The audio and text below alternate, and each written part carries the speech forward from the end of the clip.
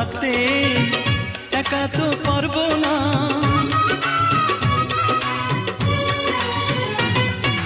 না না ভেঙো না আমার মন, আমি তোমার খুব আপন জন। মিষ্টি মিষ্টি কথায় আমার একটু বলে যাও, ও সাথী আমার তুমি কেন চলে যাও, ও সাথী আমার তুমি কেন চলে যাও।